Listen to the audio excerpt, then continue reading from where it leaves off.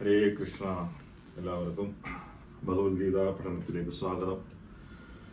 കഴിഞ്ഞ ആഴ്ചയിൽ നമ്മൾ പറഞ്ഞു നിർത്തിയത് 2-ാം അധ്യായത്തിൽ എത്രയാണ് 10-ാമത്തെ ശ്ലോകം. ഭഗവാൻ ഉപദേശം തുടങ്ങി. ആ തുടക്കത്തിലാണ് നമ്മൾ നിർത്തിയത്. അപ്പം വളരെ പ്രധാനപ്പെട്ട ഒരു അധ്യായമാണ് ഈ 2-ാമത്തെ അധ്യായം ഭഗവത്ഗീതയിലെ തന്നെ. അതുകൊണ്ടാണ് ഇതിന് ഭഗവത്ഗീത സംഗ്രഹം എന്ന് പറയുന്നത്.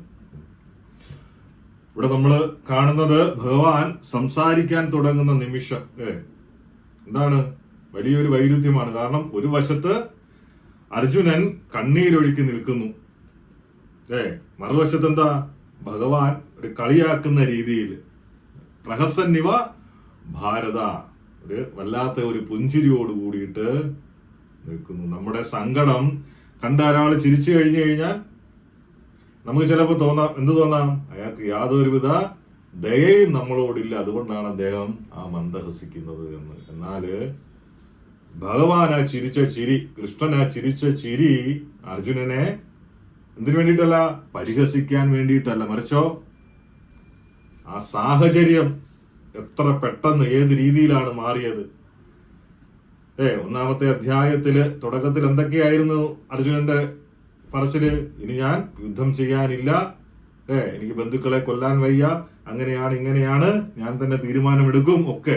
അവസാനം അർജുനൻ തന്നെ പറഞ്ഞു, എന്നെ ശിഷ്യനായിട്ട് സ്വീകരിക്കണം, എന്നെ കൊണ്ട് നടക്കുന്ന കാര്യമല്ല ഈ പ്രശ്നങ്ങൾ പരിഹരിക്കാൻ വേണ്ടിയിട്ട്. അവസാനം അർജുനൻ ഭഗവാന് ശരണാഗതി പ്രാപിക്കുകയാണ്, സറണ്ടർ ആവുകയാണ്. എനിക്ക് എന്താണ് വേണ്ടതെന്ന് ഉചിതമായിട്ടുള്ള കാര്യം എനിക്ക് ഉപദേശിച്ചു തന്നാലും.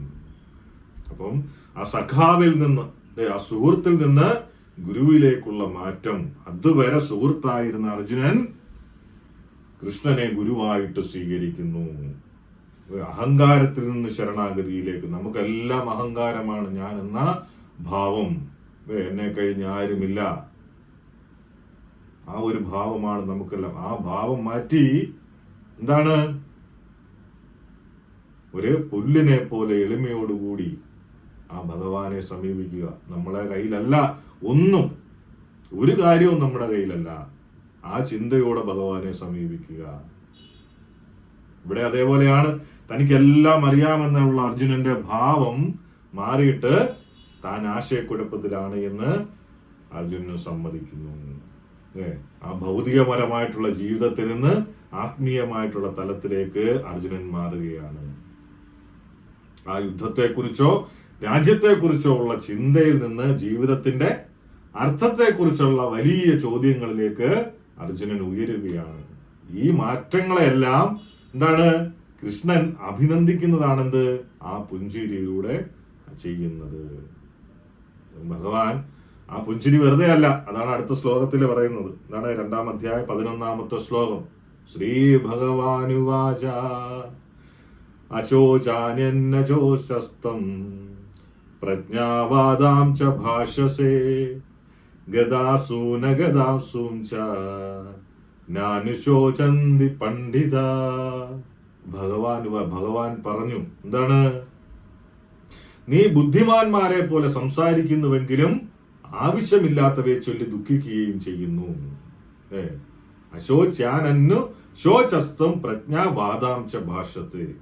നീ വലിയ വായില് സംസാരിക്കുന്നു, പക്ഷേ ബുദ്ധിമാന്മാരെ പോലെയാണ് നിന്റെ സംസാരമെങ്കിലും എന്ത്, ആവശ്യമില്ലാത്തവയെ ചൊല്ലി ദുഃഖിക്കുകയും ചെയ്യുന്നു. ബുദ്ധിമാന്മാര് ജീവിച്ചിരിക്കുന്നവരെ ചൊല്ലിയാകട്ടെ മരിച്ചവരെ ചൊല്ലിയാകട്ടെ വിലപിക്കാറില്ല. എന്തുകൊണ്ടാ? നമ്മുടെ ഈ ഭൂമിയിലെ ജീവിതം നശ്വരമാണ്, അല്ലെങ്കിൽ ഈ കാണുന്ന ശരീരമെല്ലാം നശ്വരമാണ്. അതുകൊണ്ട്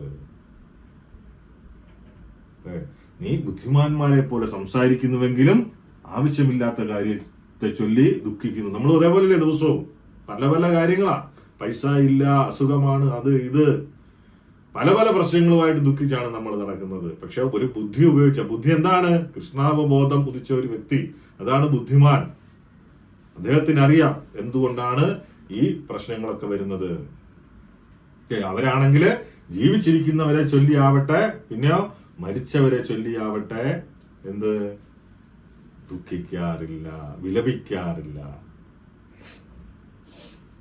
ഇവിടെ പ്രധാനപ്പെട്ട കാര്യങ്ങള്, കൂട്ടുകാരൻ എന്താണ് വിദ്യാർത്ഥിയായിട്ട് മാറി, പിന്നെയോ തേരാളി ഒരു ഉപദേശകനും ഗുരുവുമായിട്ട് മാറി, യുദ്ധക്കളം എന്ന് പറയുന്നത് ഒരു ക്ലാസ് മുറി, നമ്മുടെ ഇതുപോലൊരു ക്ലാസ് മുറിയായിട്ട് മാറി. ആ കൃഷ്ണന്റെ സാന്നിധ്യം അല്ലെ, കൃഷ്ണന്റെ സാന്നിധ്യവും അദ്ദേഹം കാര്യങ്ങൾ അവതരിപ്പിക്കുന്ന രീതിയുമാണെന്ത് അർജുനന്റെ ആ ബോധത്തെ യുദ്ധക്കളത്തിനപ്പുറത്തേക്ക് ഉയർത്തുന്നത്. നമുക്ക് ആരെങ്കിലും നമ്മൾക്ക് എന്തെങ്കിലും ഒരു പ്രശ്നം ഉണ്ടായി കഴിഞ്ഞാൽ, ഒരു നഷ്ടമോ എന്തെങ്കിലും ജീവിതത്തിൽ വിഷയങ്ങൾ ഉണ്ടായി കഴിഞ്ഞാൽ ആരെങ്കിലും വന്നിട്ട് എന്താണ് എല്ലാം ശരിയാകും, നീ വിഷമിക്കേണ്ട എന്ന് പറയുന്നത് നമുക്ക് വലിയൊരു ആശ്വാസം അല്ലേ. എന്നാൽ അർജുനൻ എന്താണ് ചോദിക്കുന്നത്? എന്താണ് ശരിയായിട്ടുള്ള മാർഗം അല്ലെ, ശാശ്വതമായിട്ടുള്ള പരിഹാരം എന്താണ് ഇത് ഈ ദുഃഖത്തെ അകറ്റാൻ വേണ്ടിയിട്ട്? പലരും ചിന്തിക്കാറുണ്ട്, എന്തുകൊണ്ട് എനിക്ക് മാത്രം ഇത് സംഭവിക്കുന്നു? അത് ഉത്തരം പ്രതീക്ഷിച്ചല്ല ചോദിക്കുന്നത്, പിന്നെയോ ആ ഉള്ളിലെ സങ്കടം പുറത്തു വിടാനുള്ള ഒരു വഴി മാത്രമാണ് അല്ലേ.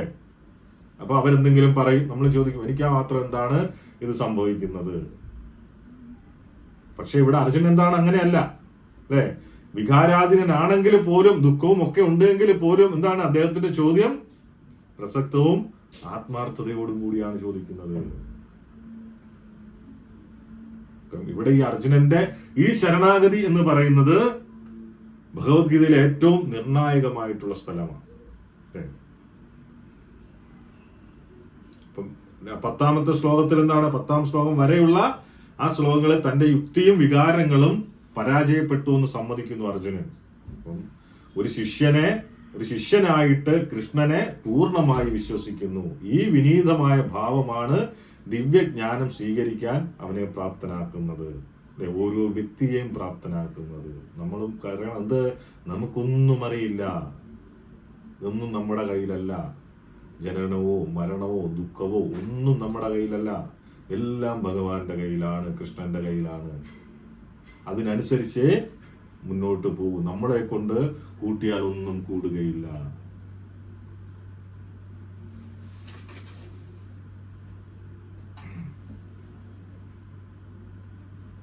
ഭഗവത്ഗീത എന്ന ആ വാക്കിന്റെ അർത്ഥം തന്നെ എന്താണ്? ഭഗവാന്റെ ഗീതം, ദ സോങ് ഓഫ് ഗോഡ്. ഇത് ഭഗവാനിൽ നിന്ന് നേരിട്ട് വന്ന കവിതാരൂപത്തിലുള്ള ഉന്നതമായിട്ടുള്ള ദർശനമാണ്. ഭഗവാൻ ഈ ലോകത്തിലെ എല്ലാ മാനവരാശിക്കും വേണ്ടിയിട്ട് തന്നിരിക്കുന്ന എന്താണ് സ്വത്താണ് ഭഗവത്ഗീത. ആ ഭഗവത്ഗീതയിൽ എന്താ, ഭഗവാൻ മാത്രമല്ല സംസാരിക്കുന്നത് അല്ലെ. സഞ്ജയൻ, ധൃതരാഷ്ട്രര്, അർജുനൻ ഇവരെല്ലാം സംസാരിക്കുന്നുണ്ട്. ആ ഭഗവാന്റെ ഉപദേശങ്ങള് ഗൗരവമായിട്ട് എടുക്കണം ഓരോ വ്യക്തിയും, ഓരോ ജീവാത്മാവും. കാരണം എന്താ, ആ നമ്മുടെ പരംപിതാവാണ് ഭഗവാൻ അല്ലെ, ശ്രീകൃഷ്ണൻ പരമാത്മാവ്. അദ്ദേഹത്തിന്റെ അംശമായിട്ടുള്ള ജീവാത്മാക്കൾക്ക് വേണ്ടിയിട്ട്, ആത്മാക്കൾക്ക് വേണ്ടിയിട്ട് ഉപദേശിക്കുന്ന ഉപദേശമാണ് എന്ത്, ഈ ഭഗവത്ഗീത. ഇതിന്റെ യഥാർത്ഥമായിട്ടുള്ള ഉപദേശം എവിടെ നിന്നാണ് തുടങ്ങുന്നത്? ഇവിടം മുതല് ഭഗവാൻ അർജുനനെ അടിച്ചു തുടങ്ങുകയാണ് അല്ലെ, ശരിക്കും വഴക്ക് പറഞ്ഞു തുടങ്ങുകയാണ്. ഓരോ കാര്യത്തിനും, ഈ ചോദിച്ച വിലാപത്തിനും എല്ലാം ഉത്തരം നൽകുകയാണ് ഭഗവാൻ. ഈ 2.11 ശ്ലോകം മുതലാണ്. അതെവിടെ വരെ പോകും? 18ാമത്തെ അധ്യായത്തിൽ 66ാമത്തെ ശ്ലോകത്തില് അവസാനിക്കുന്നു. ഉദാഹരണത്തിന് 1.25ാമത്തെ ശ്ലോകത്തില് ഭഗവാൻ പറയുന്നുണ്ട് ബന്ധുമിത്രാദികളെ നോക്കൂ. പിന്നെ എന്താണ് ഇവിടെ പറയുന്നുണ്ട്, എന്ത്, ഈ ബലഹീനത നിനക്ക് എവിടെ നിന്ന് വന്നു അല്ലെ, 2ാം അധ്യായത്തിലെ 2ഉം 3ഉം ശ്ലോകത്തില്. ഇതെല്ലാം ഈ 2 ചോദ്യങ്ങളും ഒരു സുഹൃത്ത് എന്നുള്ള രീതിയിലാണ് ചോദിക്കുന്നത്. അത് ഉപദേശത്തിന്റെ ഭാഗമല്ല. എന്നാല് ഈ ശ്ലോകം മുതല് ഒരു ഗുരുവിന്റെ സ്ഥാനത്ത് നിന്ന് ഭഗവാൻ ചോദിക്കാൻ തുടങ്ങുന്നു. അവസാന വാചകം എന്താണ്? 18 അധ്യായം 66 ശ്ലോകത്തില് പറയുന്നത് എന്താണ്? നീ ദുഃഖിക്കരുത്.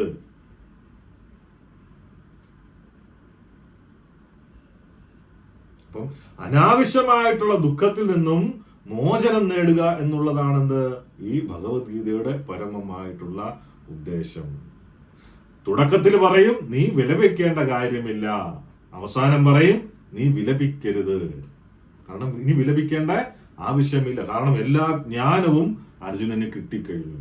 ചുരുക്കത്തില് നമ്മളെ എന്താണ് ദുഃഖത്തിൽ നിന്നും ഭയത്തിൽ നിന്നും മോചിപ്പിക്കുക എന്നുള്ളതാണെന്ത് ഈ ഭഗവത്ഗീതയുടെ ലക്ഷ്യം. ഭാവിയില് ഉണ്ടാക്കാവുന്ന ഭയം, അല്ലെങ്കിൽ പ്രിയപ്പെട്ടവരുടെ വിയോഗം, വേദന എന്നിവ പല കാരണങ്ങളാൽ ദുഃഖമുണ്ടാകാം. അർജുനനെ ഇവിടെ വെറുതെ ആശ്വസിപ്പിക്കുകയല്ല ഭഗവാൻ പറയുന്നത്, മറിച്ച് അറിവ് നൽകുകയാണ് ചെയ്യുന്നത്. ആ അറിവ് നൽകിയിട്ട് അങ്ങനെയുള്ള വികാരങ്ങൾക്ക് അതീതനായിട്ട് ഉയരാനാണ് കൃഷ്ണൻ അർജുനനെ ഉപദേശിക്കുന്നത്. ആ ഉപദേശം ആർക്ക് വേണ്ടിയിട്ടാണ്? നമുക്ക് വേണ്ടിയിട്ട്. നമുക്കും ഭാവിയിൽ വിയോഗങ്ങൾ ഉണ്ടാവാം, ആൾക്കാർ, നമ്മുടെ ബന്ധുമിത്രാദികൾ നമ്മളെ വിട്ടുപോവാം, അല്ലെ? പല പ്രശ്നങ്ങളും ഉണ്ടാകാം. അതിനകത്തൊന്നും തളരരുത്. എങ്ങനെ ബുദ്ധി ഉപയോഗിക്കണം? ഭഗവത്ഗീതയാവുന്ന ബുദ്ധി ഉപയോഗിച്ചു കഴിഞ്ഞാൽ ഈ ശരീരം നശ്വരമാണ്. ഈ കാണുന്ന ബന്ധുമിത്രാദികളും അച്ഛനും അമ്മയും മക്കളും ഭാര്യയും ഭർത്താവും ഒന്നും അടുത്ത ഒരു ജന്മം ഉണ്ടെങ്കിൽ പോലും ഇവരാരും ആയിരിക്കില്ല നമുക്ക് വരിക. നമ്മുടെ കർമ്മത്തിനനുസരിച്ചായിരിക്കും അടുത്ത ജന്മം. അതുപോലെ തന്നെയാണെന്ത് ആരുടെയെങ്കിലും വിയോഗം ഉണ്ടാകുന്ന സമയത്തും അവര് ഇന്നല്ലെങ്കിൽ നാളെ അവര് മരിച്ചു പോകേണ്ടവരാണ്. നമ്മളും അതിന് സമയം മാത്രം വന്നാൽ മതി. ഇന്നല്ലെങ്കിൽ നാളെ നമ്മളും ഈ ശരീരം വിട്ട് പോകേണ്ടവരാണ്. അതാണ് ഇവിടെ ഭഗവാൻ അർജുനനെ ഉപദേശിക്കുന്നത്.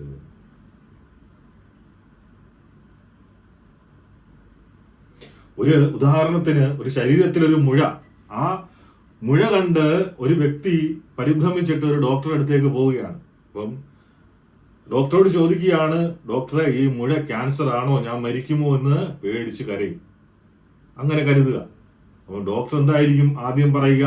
നീ ശാന്തനാകൂ, അല്ലെ? പേടിക്കണ്ട, നീ ശാന്തനാകൂ എന്ന് പറയും. അപ്പം വെറുതെ ഡോക്ടർ എന്താണ് ആദ്യം പറയും? ശാന്തനാകൂ, നീ പേടിക്കണ്ട.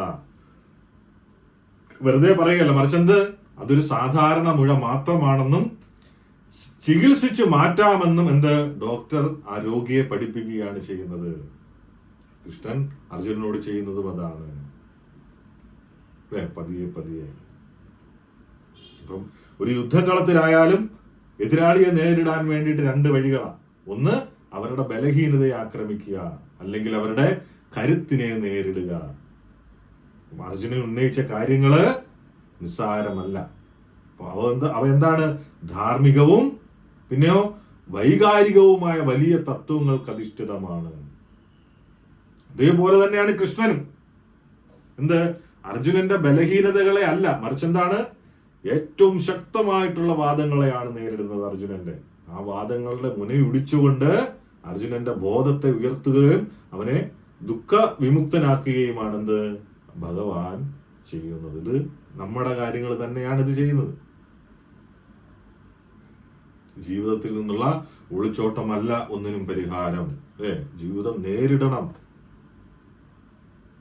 ഒരു ദുഃഖമുണ്ട്, വിഷമം വന്നു എങ്കിൽ ഉടനെ ആൾക്കാർ ചെയ്യുന്ന എന്താണ്? ആത്മഹത്യ, സൂയിസൈഡ്. എന്തെങ്കിലും പരിഹാരം ഉണ്ടാവും? ഒരു പരിഹാരവുമില്ല. ബുദ്ധി ഉപയോഗിക്കണം. ആ ദുഃഖം എന്ന് പറയുന്നത് നാളെ അത് സുഖമായിട്ട് മാറാം, അല്ലെ? ഒരു കയറ്റമുണ്ട് എങ്കിൽ ഇറക്കമുണ്ട് എന്ന് പറയുന്ന പോലെ. ഇന്നല്ലെങ്കിൽ നാളെ ആ പ്രശ്നത്തിന് പരിഹാരം ഉണ്ടാകും. ഇല്ല എങ്കിൽ ഒരു സമയത്ത് സ്വാഭാവികമായിട്ടുള്ള മരണം നമ്മളെ തേടിയെത്തും. നമുക്ക് എത്ര ശ്വാസമാണോ ഈ ഭൂമിയിൽ ജീവിക്കാൻ ഭഗവാൻ തന്നിരിക്കുന്നത്, അത് ഉറപ്പായിട്ടും വരും. അതിനൊരു അവസാനം ഉണ്ടാകും. 100 വയസ്സ് അല്ലെങ്കിൽ 120 വയസ്സ്, അതിനപ്പുറം എന്തായാലും പോവുകയില്ല.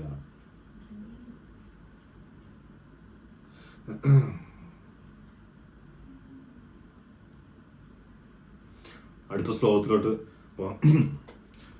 നത്വേവാഹം ജാതുനാസന്ന നത്വം നേമേ ജനാധിപ നൈചൈവ ന ഭവിഷ്യാമ സർവേ വയമതപരം ന ത്വേവാഹം ജാതു നാസം നത്വം നേമേ ജനാധിപ ന ചൈവന ഭവിഷ്യാമ സർവേ വയമതപരം. ഇത് വളരെ ബ്യൂട്ടിഫുൾ ആയിട്ടുള്ള ഒരു ശ്ലോകമാണ്. കാരണം ഭഗവാന്റെ വ്യക്തിത്വത്തെ അല്ലെങ്കിൽ നമ്മുടെ വ്യക്തിത്വത്തെ ഒക്കെ അംഗീകരിക്കേണ്ടുന്ന ഒരു ശ്ലോകമാണിത്. കാരണം എന്താണ്? ന ത്വേവാഹം ജാതു നാസം നത്വം നേമേ ജനാധിപ. നത്വേവാഹം ജാതുനാസം, ഞാൻ ഇല്ലാതിരുന്ന കാലം ഉണ്ടായിട്ടേയില്ല. ഭഗവാൻ ഇല്ലാതിരുന്ന കാലം ഉണ്ടായിട്ടില്ല. പിന്നെയോ നത്വം നേമേ ജനാധിപ, അതുപോലെ നീയും ഇക്കാണുന്ന രാജാക്കന്മാരും എല്ലാം എന്ത് എന്നും ഉണ്ടായിരുന്നു. ന ചൈവന ഭവിഷ്യാമ സർവേ വയമതപരം, ഒരിക്കലും നാം ആരും എന്ത് ഇല്ലാതാവുകയുമില്ല. അല്ലേ? നാം എല്ലാവരും എന്ത് ഭഗവാൻ പറയുകയാണ്, ഭഗവാൻ ഇല്ലാതിരുന്ന കാലം ഉണ്ടായിട്ടില്ല. പിന്നെയോ അതുപോലെ നീയും ഇക്കാണുന്ന രാജാക്കന്മാരും എല്ലാം എന്ത് എന്നും ഉണ്ടായിരുന്നു, ഒരിക്കലും നാം ആരും ഇല്ലാതാവുകയില്ല. എന്ന് വെച്ചാൽ എന്താണ് അതിനകത്ത് മനസ്സിലാക്കേണ്ടത്? നമ്മള് ഭഗവാന്റെ ശാശ്വതമായിട്ടുള്ള അംശമാണ്. നമ്മൾ ഈ ശരീരം മാത്രമാണ് ഉപേക്ഷിച്ചു പോകുന്നത്. അതാണ് ഭഗവാൻ അവിടെ പറയുന്നത്. പലരും പറയാറില്ലേ, മായാവാദികൾ പറയാറുണ്ട് ലയനം. അതിന്റെ മുനകൂടി ഒടിക്കുന്ന ഒരു ശ്ലോകമാണ്. കാരണം നമ്മൾ എങ്ങും ലയിക്കുന്നില്ല. കാരണം എന്തുകൊണ്ടാ? നമുക്കൊരു വ്യക്തിത്വമുണ്ട്. അതാണ് ഭഗവാൻ ഇവിടെ പറഞ്ഞു കൊടുക്കുന്നത്. ശാശ്വതമായിട്ടുള്ള വ്യക്തിത്വം എവിടെയാണ്? വൈകുണ്ഠ ലോകങ്ങളില്, ഗോലോക വൃന്ദാവനത്തില്. അപ്പം ഇനിമേൽ എന്ത് ആരും ഇല്ലാതാവുകയില്ല എന്നാണ് പറയുന്നത്. അതെന്തുകൊണ്ടാണ് പറഞ്ഞു കൊടുക്കുന്നത്? കാരണം യുദ്ധത്തില് അവര് മരിക്കുമെന്നാണല്ലോ അർജുനന്റെ പേടി. അപ്പൊ അതുകൊണ്ടുകൂടിയാണ് അത് പറയുന്നത്. എന്താണ്? അവരെ ഇല്ലാതാവുകയുമില്ല, നാം ആരും ഇല്ലാതാവുകയില്ല. അതായത് നീ എന്തിനെ ഓർത്താണോ സങ്കടപ്പെടുന്നത് അത് ദുഃഖിക്കാൻ തക്ക ഒന്നല്ല എന്ന് കൃഷ്ണൻ അർജുനനെ ഓർമ്മിപ്പിക്കുകയാണ്. കാരണം അർജുനനെ ഇവിടെ കൂടിയിരിക്കുന്ന രാജാക്കന്മാരും ഭഗവാനും എന്നും എന്താണ് വ്യക്തികളായി നിലനിന്നിരുന്നു, ഇനിയും നിലനിൽക്കും. ആ മുക്തിക്ക് ശേഷം വ്യക്തിത്വം നഷ്ടപ്പെട്ട് എന്ത് ബ്രഹ്മത്തിൽ ലയിച്ചു ചേരുമെന്ന മായാവാദ സിദ്ധാന്തത്തെ കൂടിയാണ് ഭഗവാൻ ഇവിടെ ഖണ്ഡിക്കുന്നത്. നമ്മൾ പണ്ട് വ്യക്തികളായിരുന്നു, ഇപ്പോഴും വ്യക്തികളാണ്, ഇനി വരാനിരിക്കുന്ന കാലത്തും നിത്യമായ വ്യക്തികളായി തന്നെ തുടരും. അതുകൊണ്ടാണ് പറയുന്നത് ആത്മഹത്യ എന്ന് പറയുന്നത് ഒന്നിനും ഒരു പരിഹാരമല്ല.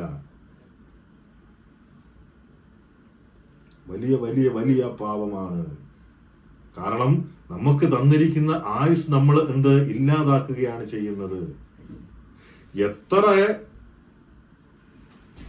ആയുസ് അല്ലെങ്കിൽ എത്ര ശ്വാസമാണോ ഭഗവാൻ നമുക്ക് തന്നിരിക്കുന്നത് ഭൂമിയിൽ ചെലവാക്കാൻ, ആ ശ്വാസം നമ്മൾ ഖണ്ഡിക്കുകയാണ് ചെയ്യുന്നത്. അപ്പോഴെന്താണ് സംഭവിക്കുന്നത്?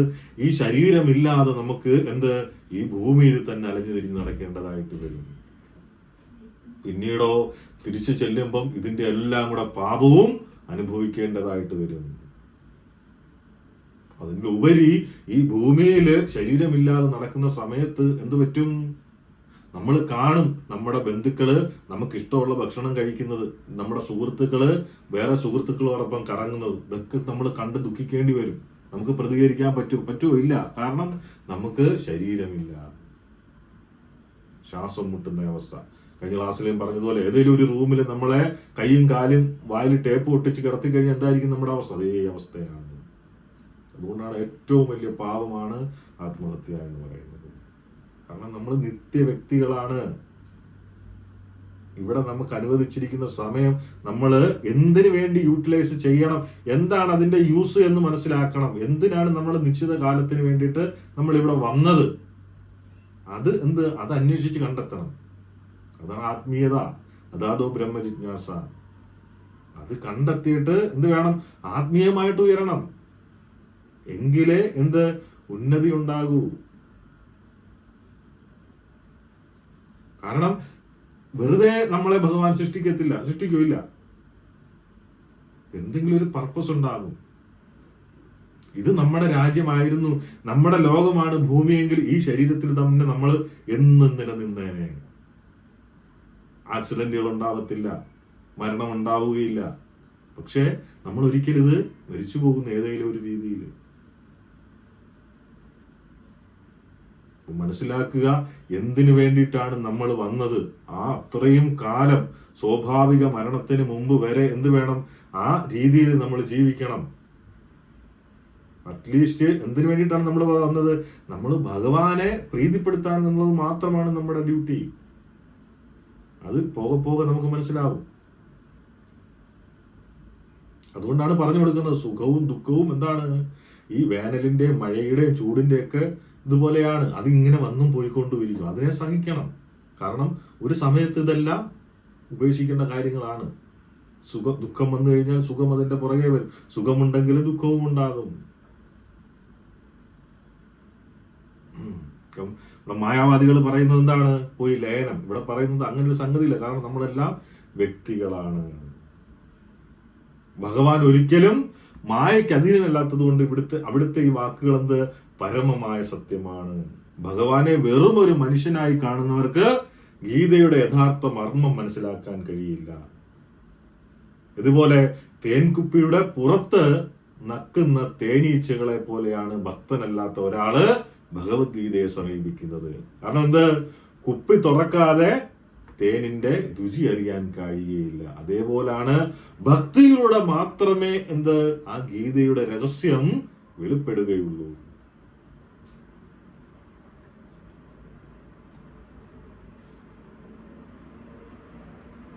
ഒരിക്കൽ ചൈതന്യ മഹാപ്രഭു ദക്ഷിണേന്ത്യൻ യാത്ര ചെയ്യുന്ന സമയത്ത് ശ്രീരംഗത്ത് വെച്ചിട്ട് ഒരു ബ്രാഹ്മണനെ കണ്ടുമുട്ടും. അദ്ദേഹം, ആ ബ്രാഹ്മണൻ ഇങ്ങനെ ഭഗവത്ഗീത വായിച്ചുകൊണ്ടിരിക്കുന്നു. ആ ബ്രാഹ്മണനെ സംബന്ധിച്ചോട് സംസ്കൃതം ശരിയായിട്ട് ഉച്ചരിക്കാൻ പോലും അറിയില്ല. അതിലെ പോകുന്നവരെല്ലാം അദ്ദേഹത്തെ നോക്കി പരിഹസിക്കുന്നതുമുണ്ട്. പക്ഷേ ഭഗവത്ഗീത വായിച്ചുകൊണ്ടിരിക്കുന്ന സമയത്തെല്ലാം അദ്ദേഹം കണ്ണിൽ നിന്ന് ആനന്ദാശ്രുകൾ പൊഴിയുന്നുണ്ടായിരുന്നു. കണ്ണുനീര് വീണുകൊണ്ടേയിരിക്കുന്നു. അങ്ങനെ മഹാപ്രഭു അദ്ദേഹത്തോട് ചോദിക്കും, അല്ലയോ ബ്രാഹ്മണ, താങ്കൾ എന്തുകൊണ്ടാണ് ഇത്രയും കരയുന്നത് എന്ന്. ബ്രാഹ്മണൻ മറുപടി പറയും, പ്രഭു, എനിക്ക് സംസ്കൃതം അറിയില്ല, അതിന്റെ അർത്ഥവും അറിയില്ല. പക്ഷേ ഞാൻ ഈ പുസ്തകം തുറക്കുമ്പോൾ കാണുന്നത് അഖിലാണ്ടകോടി ബ്രഹ്മാണ്ട നായകനായിട്ടുള്ള ഭഗവാൻ കൃഷ്ണൻ തന്റെ ഭക്തനായ അർജുനന് വേണ്ടി ഒരു സാധാരണ തേരാളിയായിട്ടിരിക്കുന്നതാണ്. ആ ഭഗവാന്റെ കരുണയും ആ ഭക്തനോടുള്ള സ്നേഹവും ഓർക്കുമ്പോഴെന്ത്, എന്റെ ഹൃദയം നീറുന്നു. അതാണ് ഭക്തി, അതാണ് ഭക്തര്.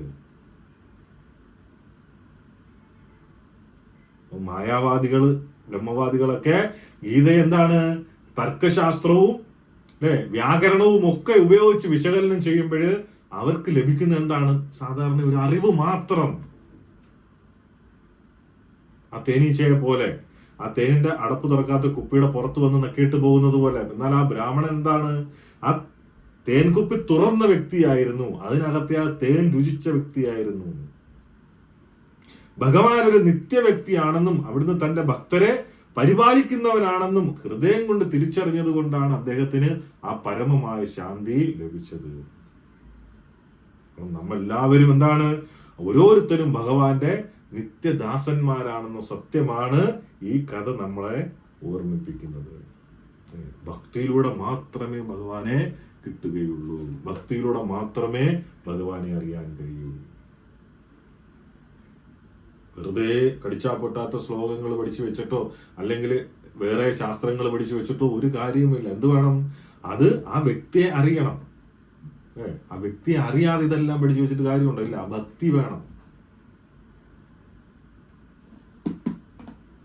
അടുത്ത ശ്ലോകം, 13ാമത്തെ ശ്ലോകം. ദേഹിനോസ്മിൻ യഥാ ദേഹേ കൗമാരം യൗവനം ജരാ തദാ ദേഹാന്തര പ്രാപ്തിർ ധീരസ്തത്ര ന മുഹ്യതി. ദേഹിനോസ്മിൻ യഥാ ദേഹേ, ശരീരസ്ഥനായ ആത്മാവ്, കൗമാരം യൗവനം ജര, ബാല്യത്തിൽ നിന്ന് യൗവനത്തിലേക്കും പിന്നെ വാർദ്ധക്യത്തിലേക്കും കടക്കുന്നത് പോലെ, തഥാ ദേഹാന്തര പ്രാപ്തി, മരണശേഷം മറ്റൊരു ശരീരത്തിലേക്ക് പ്രവേശിക്കുന്നു.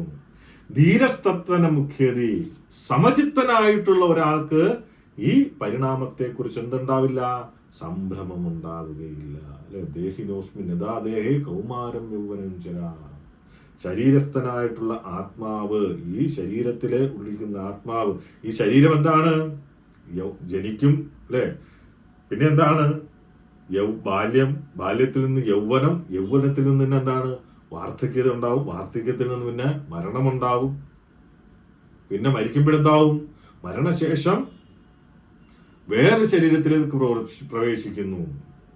അപ്പം ശരിയായിട്ട് അറിവുള്ള ഒരു വ്യക്തിക്ക് എന്ത്? ഈ പരിണാമത്തെക്കുറിച്ച് സംഭ്രമം ഉണ്ടാവുകയില്ല. അപ്പം വേറൊരു ശരീരം സ്വീകരിക്കും നമ്മൾ, അല്ലേ? ഈ ശരീരം വിട്ടാൽ വേറൊരു ശരീരം, പക്ഷെ അത് വീണ്ടും കഠിനമാണ്. അതുകൊണ്ടാണ് പറയുന്നത് ഈ മനുഷ്യ ശരീരം അത്രമാത്രം മൂല്യമുള്ളതാണ്. ആ മൂല്യത മനസ്സിലാക്കിയിട്ട് എന്തിനു വേണ്ടിയിട്ടാണ് ഈ മനുഷ്യ ജന്മം കിട്ടിയിരിക്കുന്നതെന്ന് മനസ്സിലാക്കിയിട്ട് ഈ ഒരു ജന്മം കൊണ്ട് തന്നെ ഈ ജനന മരണങ്ങളാകുന്ന ഈ ചക്രം ഉപേക്ഷിച്ച് നമ്മൾ തിരിച്ചു പോകണം. ഇത് നിർത്തണം. അതിനു വേണ്ടിയിട്ടാണ് നമ്മൾ വരുന്നതിന് മുമ്പേ ഭഗവാൻ ആ ഗ്രന്ഥങ്ങൾ തന്നത്, നമുക്ക് ഭഗവത്ഗീത, ഭാഗവതം പോലെയുള്ള ഗ്രന്ഥങ്ങൾ തന്നത്. കാരണം അത് പഠിച്ചിട്ട് അത് മനസ്സിലാക്കി നമ്മൾ തിരിച്ചു പോകാൻ. നമ്മളൊരു കോളേജിലോ സ്കൂളിലോ ചെല്ലുന്ന സമയത്ത് നമ്മൾ ചെന്ന് അഡ്മിഷൻ എടുത്തതിന് ശേഷമല്ല അവിടെ സിലബസ് ഉണ്ടാക്കുന്നത്. ആദ്യമേ ഒരു സിലബസ് അവിടെ ഉണ്ട് നമുക്ക് പഠിക്കാൻ. ഇതിനു വേണ്ടിയിട്ട് അടുത്ത ക്ലാസ്സിലേക്ക് ഉയർന്നു പോകാൻ വേണ്ടിയിട്ട്. അതുപോലെ തന്നെയാണ് ഭഗവാന്റെ പ്ലാനിങ്. അപ്പൊ ഇവിടെ എന്താണ്? സമചിത്തനായ ഒരാൾക്ക് മനസ്സിലാവും, ഞാന് ജനിച്ചു, ഇനി വളരും, വാർദ്ധക്യമാവും, മരിക്കും. ഇന്നല്ലെങ്കിൽ നാളെ നമ്മള് മരിക്കും. ശരീരം എന്നത് എന്താണ്? വെറും ഒരു വസ്ത്രം പോലെ, അല്ലേ? വസ്ത്രം പഴയതാവുന്ന സമയത്ത് പഴയത് മാറ്റിയിട്ട് നമ്മള് പുതിയതെടുത്തിടുന്നത് പോലെ. അപ്പം ഭീഷ്മരും ദ്രോണരും ഒക്കെ പുണ്യവാന്മാരായതുകൊണ്ട് ഭാവിയിൽ ഇതിലും നല്ല വസ്ത്രങ്ങൾ അവർക്ക് ലഭിക്കും. പിന്നെ എന്തിനാണ് ദുഃഖിക്കുന്നത്? അപ്പം ഭഗവാൻ ഇവിടെ വെറുതെ തത്വശാസ്ത്രം പറഞ്ഞു പോവുകയല്ല ചെയ്യുന്നത്, മറിച്ച് അർജുനന്റെ ആശങ്കകൾക്ക് കൃത്യമായിട്ടുള്ള മറുപടി നൽകുകയാണ്. മരണം അനിവാര്യമാണെന്നും പിന്നെയോ ജനിച്ചവരൊരിക്കലും മരിക്കുമെന്നും തിരിച്ചറിയുന്ന വിവേകിയായിട്ടുള്ള ഒരാള് ഇതിൽ നിന്നൊന്നും തളരുകയില്ല. അപ്പം ആ ഒരു ആത്മാവിന്റെ അസ്തിത്വത്തെ കുറിച്ച് സംസാരിക്കുമ്പോൾ കൃഷ്ണൻ എന്താണ് പ്രധാനമായിട്ടും പറയുന്ന കാര്യങ്ങളാണ്. എന്ത്? ഈ ശരീരത്തിനുള്ളില് ഒരു ആത്മാവുണ്ട് എന്ന് അദ്ദേഹം ആദ്യമേ ഉറപ്പിക്കുന്നു.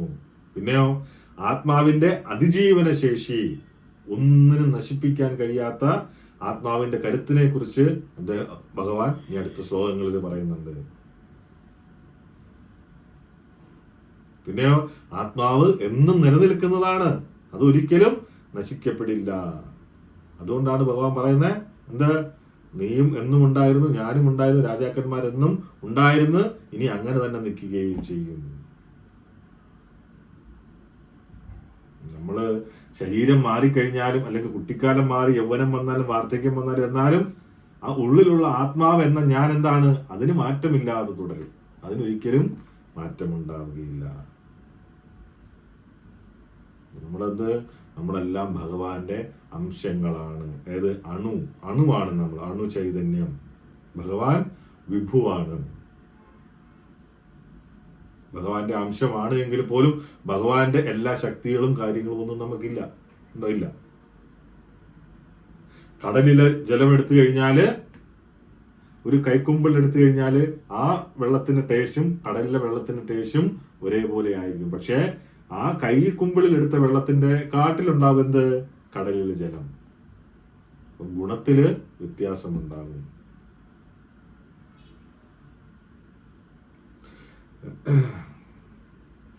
ഉദാഹരണത്തിന് ആകാശത്തിലെ സൂര്യൻ, അല്ലേ? ആ സൂര്യന് വെള്ളത്തില് പ്രതിഫലിക്കുന്ന സമയത്ത് അനേകം നക്ഷത്രങ്ങളും അല്ലെങ്കിൽ ആ സൂര്യനും പ്രതിഫലിക്കുന്നത് ആ ഒരു വ്യത്യാസം ഉണ്ടാകും. അപ്പം ആ നക്ഷത്രം എന്താവില്ല? ഒരിക്കലും സൂര്യനാകില്ല.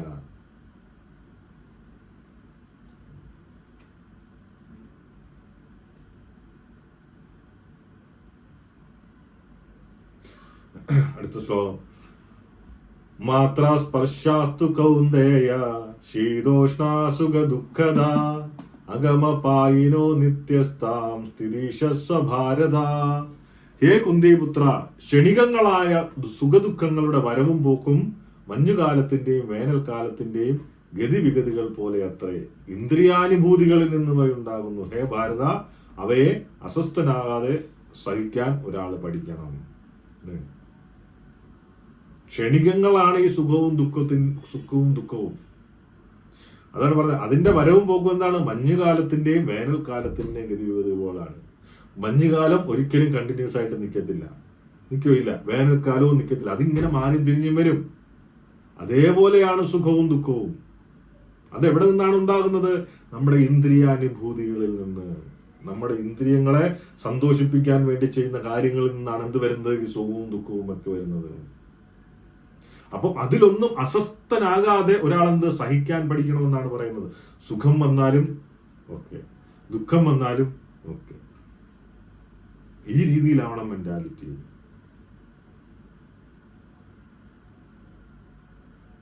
ഇപ്പം മാഘമാസത്തിലെ കുളി, കഠിനമായ തണുപ്പുള്ള ജനുവരി മാസത്തിലും ഒക്കെ ഒരു വിശ്വാസമുള്ള വ്യക്തി പുലർച്ചെ കുളിക്കാൻ വേണ്ടിയിട്ട് മടിക്കില്ല. ആ തണുപ്പ് താൽക്കാലികമാണ് എന്ന് അയാൾക്കറിയാം.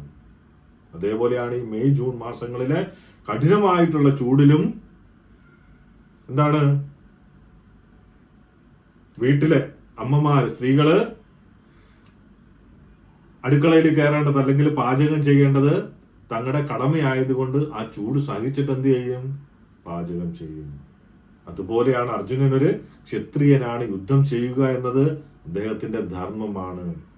മുന്നിൽ നിൽക്കുന്നത് ബന്ധുക്കളാണെങ്കിലും ആ താൽക്കാലികമായിട്ടുള്ള ബുദ്ധിമുട്ടുകളൊക്കെ മറന്നിട്ട്, വൈകാരികമായിട്ടുള്ള ബുദ്ധിമുട്ടുകളൊക്കെ സഹിച്ചുകൊണ്ട് എന്ത് വേണം? ആ ധർമ്മം നടപ്പിലാക്കാൻ ബാധ്യസ്ഥനാണ്. ഇപ്പൊ ഇതിനെ കൗന്ദയ എന്ന് വിളിക്കുന്നുണ്ട് ഭഗവാൻ, ഭാരത എന്ന് വിളിക്കുന്നുണ്ട്. ഇതൊക്കെ എന്തിനാണ്? അദ്ദേഹത്തിന്റെ മഹത്തായിട്ടുള്ള കുടുംബ പാരമ്പര്യത്തെയും അതിലൂടെ അദ്ദേഹത്തിനുള്ള ഉത്തരവാദിത്വത്തെയും ഭഗവാൻ ഓർമ്മപ്പെടുത്തുകയാണ്. ഒരിക്കല് ഒരു യുവാവ് അദ്ദേഹം തന്റെ ജീവിതത്തിലെ കഷ്ടപ്പാടുകളെ കുറിച്ചൊക്കെ പരാതിപ്പെട്ടുകൊണ്ട് ഒരു സന്യാസിയുടെ അടുത്തെത്തും.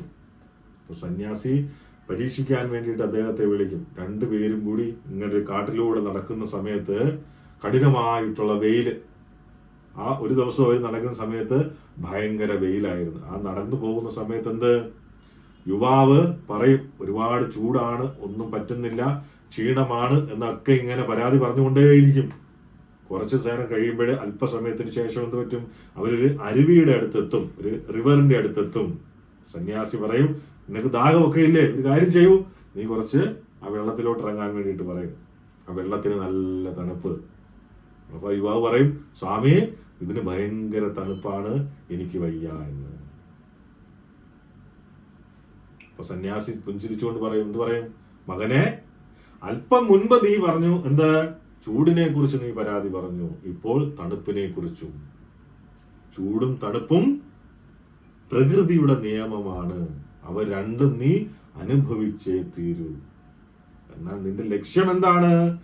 അരുവി കടന്നിട്ട് അക്കരെയുള്ള ഗ്രാമത്തിൽ എത്തുക എന്നതാണെങ്കിൽ ഈ തണുപ്പിനെ നീ സഹിച്ചേ മതിയാകൂ. അതാണ് സുഖവും ദുഃഖവും. അതുകൊണ്ടാണ് ഭക്തർക്ക് ചില സമയങ്ങളിൽ ദുഃഖം മാത്രമേ കിട്ടൂ എന്ന് കരുതി ഭക്തി വിട്ടിട്ട് ഓടിപ്പോവുകയല്ല വേണ്ടത്. അത് പരീക്ഷണമായിട്ട് കരുതണം. അത് കടന്നു കഴിഞ്ഞാൽ ഭഗവാന്റെ അടുക്കിലേക്ക് പോകാം. തിരിച്ചു വന്നാൽ എന്ത് കിട്ടും? ആ പരീക്ഷണം അല്ലെങ്കിൽ ആ ദുഃഖം എന്ന് പറയുന്നത് നമ്മുടെ കർമ്മഫലമായിട്ട് കിട്ടുന്നതാണ്. മുൻ ജന്മങ്ങളിൽ ചെയ്ത കർമ്മത്തിന്റെ ഫലമാണ് നമ്മൾ അനുഭവിക്കുന്നത്. അപ്പൊ അത് അനുഭവിക്കാതെ ഒളിച്ചോടിയാല് വീണ്ടും ജനിക്കേണ്ടി വരും. ആ എന്തിനു വേണ്ടിയിട്ട്? ആ ദുഃഖം അനുഭവിക്കാൻ വേണ്ടിയിട്ട്. അപ്പം നമ്മുടെ ജീവിത ലക്ഷ്യം കടമ ധർമ്മം നിറവേറ്റുന്ന പാതയിൽ സുഖമാകുന്ന വെയിലും ദുഃഖമാകുന്ന തണുപ്പും മാറി മാറി വരും. അവയൊന്നും സ്ഥിരമല്ല. അവയെ സഹിക്കാൻ വേണ്ടിയിട്ട് പഠിക്കുന്നവനാണ് ആര്? യഥാർത്ഥ ജ്ഞാനി. കൃഷ്ണൻ അർജുനനോട് പറയുന്നത് ഇതാണ്. ഈ വികാരങ്ങളൊക്കെ ഇന്ദ്രിയാനുഭൂതികളിൽ നിന്ന്, ഇന്ദ്രിയങ്ങളിൽ നിന്നുണ്ടാകുന്നു. അവ വരികയും പോയിക്കൊണ്ടുമിരിക്കും. നീ നിന്റെ ധർമ്മത്തിൽ ഉറച്ചു നിൽക്കൂ. എന്ത് വേണം ചിന്തിക്കേണ്ടത്? എന്താണ് നമ്മൾ ചിന്തിക്കേണ്ടത്? ജീവിതത്തിലെ പല പ്രതിസന്ധികളും ഉണ്ടാകും. അവയൊന്നും നമ്മെ തളർത്താനല്ല, മറിച്ച് നമ്മുടെ സഹിഷ്ണുതയും കരുത്തും വർദ്ധിപ്പിക്കാനാണ് വരുന്നത് എന്ന് തിരിച്ചറിയുന്നിടത്താണ് നമുക്ക് വിജയം. നമ്മുടെ സുഖവും ദുഃഖവും പ്രതിസന്ധികളും ഒക്കെ എന്തിനാണ്? നമ്മളെ തളർത്തില്ല, നമ്മളെ തളരില്ല. അതൊക്കെ നമ്മുടെ സഹിഷ്ണുതയും കരുത്തും വർദ്ധിപ്പിക്കാനാണ് വരുന്നതെന്ന് തിരിച്ചറിയുന്നിടത്താണ് നമ്മുടെ വിജയം. അടുത്ത ശ്ലോകം. യം ഹിനാ വ്യദയന്തി യഥേ പുരുഷം പുരുഷർസഭാ സമദുഃഖാ സുഖം ധീരം സോമൃതായ കൽപ്പതേ. മൃതദ്വയ കൽപ്പതേ, സോ മൃതദ്വയ കൽപ്പതേ. യം ഹിന വ്യദയന്തിയതേ പുരുഷം പുരുഷർസഭ സമദുഃഖ സുഖം ധീരം സോ മൃതദ്വയ കൽപ്പതേ. അല്ലയോ നരോത്തമ അർജുന, സുഖദുഃഖങ്ങളാല് സമദുഃഖ സുഖം ധീര, സുഖദുഃഖങ്ങളാൽ അസ്വസ്ഥനാകാതെ രണ്ടിലും സമനില കൈവിടാതെ സമനില കൈവിടാത്ത വ്യക്തി നിശ്ചയമായും ആരാണ്? മോക്ഷപ്രാപ്തിക്ക് അർഹനാണ് എന്നാണ് പറയുന്നത്. മോക്ഷമാണ് നമ്മുടെ ലക്ഷ്യം, അൾട്ടിമേറ്റ് ഗോൾ എന്ന് പറയുന്നത്. അപ്പൊ എന്ത് വേണം? സുഖദുഃഖങ്ങളിൽ അസ്വസ്ഥനാവരുത്. സുഖം വരുന്ന സമയത്ത് അങ്ങ് ആഘോഷിച്ച് മറന്നു നടക്കും. പിന്നെ ഭഗവാനും വേണ്ട, ഒന്നും വേണ്ട, എല്ലാം കിട്ടി എന്നുള്ളത്. പക്ഷേ ദുഃഖം വരുന്ന സമയത്ത് ഇങ്ങനെ ഇരിക്കും, താടിക്കും കൈ കൊടുത്ത്. അങ്ങനെയല്ല പറയുന്നത്. സുഖദുഃഖങ്ങളാൽ അസ്വസ്ഥനാകരുത്. രണ്ടായാലും ഒരേപോലെ. സുഖമാണോ? ഓക്കെ. 100 കോടി ലോട്ടറി അടിച്ചോ? ദുഃഖമാണോ? ഇത്രയും മാത്രമേ ഇരിക്കാവൂ. അങ്ങനെയുള്ള വ്യക്തി നിശ്ചയമായും മോക്ഷപ്രാപ്തിക്ക് അർഹനാണ്. അപ്പം മോക്ഷത്തിന് അർഹനായിട്ടുള്ള വ്യക്തി ആരാണ്? അല്ലെങ്കിൽ ആത്മീയ സാക്ഷാത്കാരത്തിനായിട്ട് ഉറച്ച മനസ്സോടെ ഉറച്ച തീരുമാനമെടുത്ത ഒരു വ്യക്തി സുഖത്തെയും ദുഃഖത്തെയും ഒരേപോലെ കാണാൻ വേണ്ടിയിട്ട് പഠിക്കണം.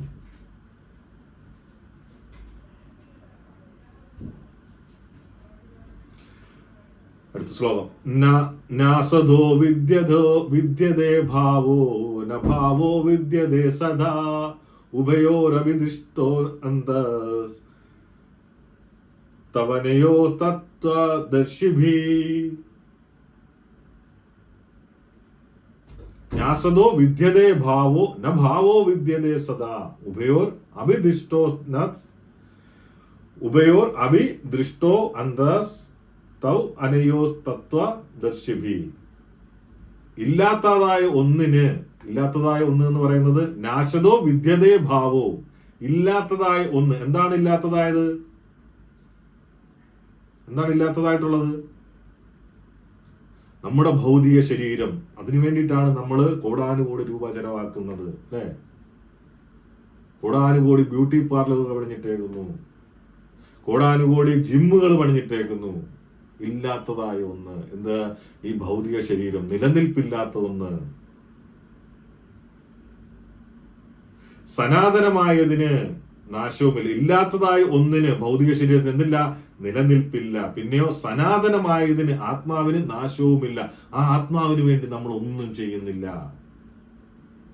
ഒരു സത്സംഗത്തിന് വിളിച്ചാലോ ഒരു നാമം ജപിക്കാൻ വിളിച്ചാലോ ആരും പോകില്ല. അത് നിലനിൽപ്പുള്ളതാണ്, അതിനാരും പോവുകയില്ല. തത്വദർശികൾ ഇത് കണ്ടറിഞ്ഞവരത്രേ. രണ്ടിന്റെയും സ്വഭാവങ്ങൾ അറിഞ്ഞതിന് ശേഷമാണ് അവർ ഈ വസ്തുത അംഗീകരിച്ചത്. ആചാര്യന്മാരൊക്കെ ഇത് മനസ്സിലാക്കിയിട്ടുള്ളവരാണ്. ഭൗതിക ശരീരം ഇല്ലാത്തതും ആത്മാവ് എന്നും നിലനിൽക്കുന്നതുമാണ്. ഒരിക്കലും ഒരു കൊച്ചുകുട്ടി അച്ഛനോടൊപ്പം ഒരു സ്വർണ്ണക്കടയിൽ പോകും. അവിടെ പല തരത്തിലുള്ള ആഭരണങ്ങൾ ഉണ്ടായിരുന്നു. വളകള്, മാലകള്, മോതിരങ്ങള്, ചെയിന്, കമ്മലുകൾ, അങ്ങനെ പലതും. അപ്പം കുട്ടി അച്ഛനടുത്ത് ചോദിക്കും, അച്ഛാ ഇവയെല്ലാം വ്യത്യസ്ത സാധനങ്ങളല്ലേ? അല്ലേ? വള അല്ല മോതിരമല്ല ചെയിൻ, മോതിരമല്ല മാല, മാലയല്ല കമ്മല്. അപ്പം അച്ഛൻ ചിരിച്ചുകൊണ്ട് പറയും, മകനെ, പുറമേ നോക്കുമ്പോഴ് ഇവയെല്ലാം വ്യത്യസ്ത രൂപങ്ങളാണ്. ആ വള ഉടച്ചു കഴിഞ്ഞാല് അത് ഇല്ലാതാകും. പകരം അത് നമുക്ക് മോതിരമാക്കാം. രൂപം ഇങ്ങനെ മാറിക്കൊണ്ടേയിരിക്കും. പക്ഷേ ഈ രൂപങ്ങളുടെ എല്ലാം ഉള്ളിലുള്ള സ്വർണം എന്ന വസ്തു ഒരിക്കലും മാറുന്നില്ല. വളയായും മോതിരമായും ഇരിക്കുമ്പോഴാ അത് സ്വർണം തന്നെയാണ്. ആ സ്വർണമാണ് സത്യം. രൂപം എന്ന് പറയുന്നത് വെറും താൽക്കാലികം മാത്രം. ഈ ആഭരണങ്ങളുടെ രൂപമാണ് നമ്മുടെ ശരീരം. അതിങ്ങനെ മാറിക്കൊണ്ടേയിരിക്കും. ഏത് രീതിയില്? യുവാവായിട്ടും വൃദ്ധനായിട്ടും കുട്ടിയായിട്ടും ഒക്കെ ഇങ്ങനെ മാറിക്കൊണ്ടേയിരിക്കും. അതിന്റെ സ്വർണമാണെന്ത്? ആത്മാവ്. ശരീരം മാറിയാലും ആത്മാവ് മാറുന്നില്ല. ആ സ്വർണത്തിന്റെ ഏറ്റവും വലിയ ഖനിയാണ് ആര്? ഭഗവാൻ. അതാണ് പറയുന്നത് ഭഗവാന്റെ അംശമാണ് നമ്മൾ എന്ന് പറയുന്നത്. ആ ഖനിയിൽ നിന്ന് വരുന്ന ചെറിയ സ്വർണമാണ് കമ്മലും മാലയും ഒക്കെ. ആ ഖനിയിൽ നിന്നുള്ള സ്വർണത്തിന്റെ ചെറിയൊരു തരികളാണ് നമ്മൾ.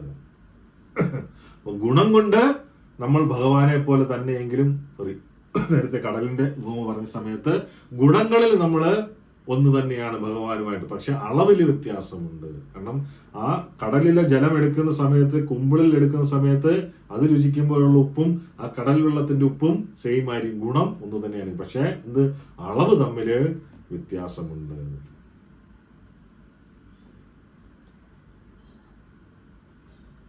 ഇപ്പൊ എന്താണ് മനസ്സിലാക്കേണ്ടത് ഈ ശ്ലോകങ്ങളിൽ നിന്നൊക്കെ?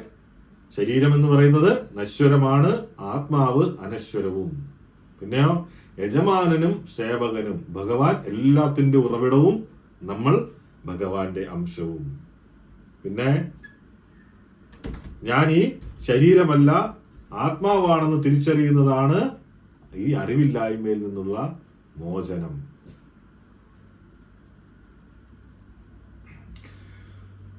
17ാമത്തെ ശ്ലോകം. അവിനാശീതു തദ്വിദ്ധി യേന സർവമിദം തദം വിനാശമവ്യയസ്യാസ്യ ന കച്ചിത് കർത്തുമർഹസി.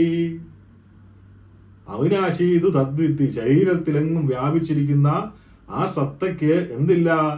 നാശമില്ലെന്ന് അർജുന നീ അറിയണം, നീ അറിയുക. വിനാശമവ്യയസ്യാസ്യ ന കച്ചിത് കർത്തുമർഹസി. ആ അനശ്വരനായിട്ടുള്ള ആത്മാവിനെ നശിപ്പിക്കാൻ ആർക്കും സാധിക്കുകയുമില്ല.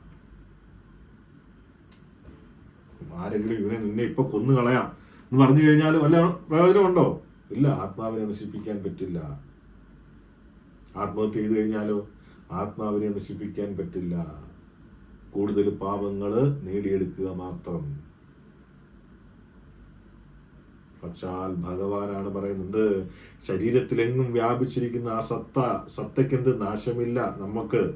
പിന്നെയോ ആ അനശ്വരനായിട്ടുള്ള ആത്മാവിനെ നശിപ്പിക്കാൻ ആർക്കും സാധ്യമല്ല. ആർക്കും മൈക്രോസ്കോപ്പിലെ പോലും കണ്ടുപിടിക്കാൻ കഴിയില്ല എന്തിനെ? ആത്മാവിനെ.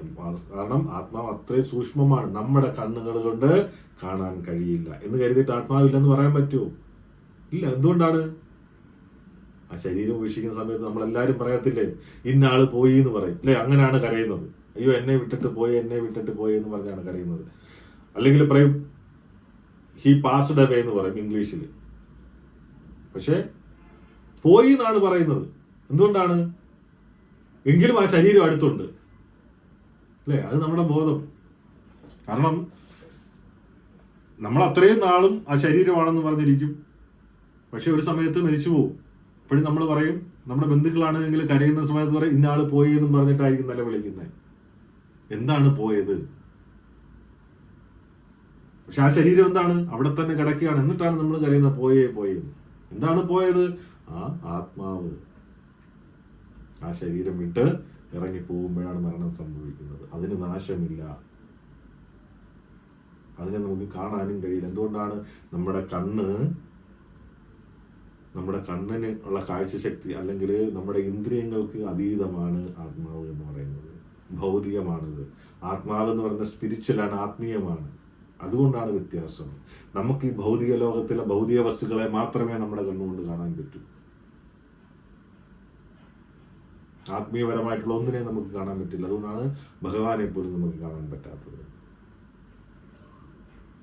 കണ്ണുകൾക്കോ ഭൗതികപരമായിട്ടുള്ള ഉപകരണങ്ങൾക്കോ പോലും ആത്മാവിനെ കണ്ടെത്താൻ വേണ്ടിയിട്ട് സാധിക്കില്ല.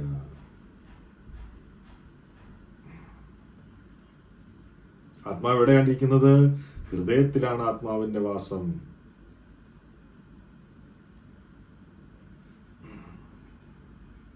ആത്മാവിന്റെ ഈ സൂക്ഷ്മതയും ശക്തി മനസ്സിലാക്കാൻ വേണ്ടിയിട്ട് ഉപനിഷത്തുകളിൽ പറയുന്ന ഒരു കഥയുണ്ട്. അവിടെ ശ്വേതകേതു എന്ന രാജാവ് തൻ്റെ അച്ഛനായിട്ടുള്ള ഉദ്ദാലക മഹർഷിയോട് ചോദിക്കും, അച്ഛാ, ഇത്ര ചെറിയ ആത്മാവിൽ നിന്നാണോ ഇത്ര വലിയ പ്രപഞ്ചവും ശരീരവും ഉണ്ടാകുന്നത്? എനിക്കത് വിശ്വസിക്കാൻ തന്നെ പ്രയാസമാണ്. അച്ഛൻ പറയും, ഈ ഒരു കാര്യം ചെയ്യും മോനെ, ആ മാലോക വൃക്ഷത്തിൽ നിന്ന് ഒരു പഴം പറിച്ചു കൊണ്ടുവരൂ. ആ പഴം മകൻ പോയിട്ട് ആ പഴം പറിച്ചു കൊണ്ടുവരും. എന്നിട്ട് പറയും, നീ അത് മുറിക്കാൻ പറയും. അദ്ദേഹം മുറിക്കും. അച്ഛൻ പറയും, ആ മുറിക്കുന്ന സമയത്ത് എന്ത് കാണുന്നു? ചെറിയ വിത്തുകള്. പറയും, ആ വിത്ത് മുറിക്കാൻ പറയും. അതിനകത്ത് എന്ത് കാണുന്നു? മകൻ വിത്ത് മുറിച്ചിട്ട് പറയും, അച്ഛാ, ഇതിനകത്ത് ഒന്നും കാണാനില്ല, ഇത് വെറും ശൂന്യമാണ്. അപ്പോഴച്ഛൻ എന്ത് പറയുന്നത്? മകനെ, നിന്റെ കണ്ണുകൾക്ക് ഒന്നും കാണാൻ കഴിയാത്ത അതിസൂക്ഷ്മമായിട്ടുള്ള ഭാഗത്തു നിന്നാണ് ഇത്ര വലിയ മരം ഉണ്ടായിരിക്കുന്നത്, അല്ലേ? അതുപോലെയാണ് എന്ത്? ആത്മാവും. അത് കണ്ണുകൾക്ക് കാണാൻ കഴിയാത്തത്ര ചെറുതാണ്. പക്ഷെ ഈ ശരീരം മുഴുവൻ പ്രവർത്തിപ്പിക്കാനുള്ള ഊർജം എവിടെയുണ്ട്? ആ ആത്മാവിലുണ്ട്.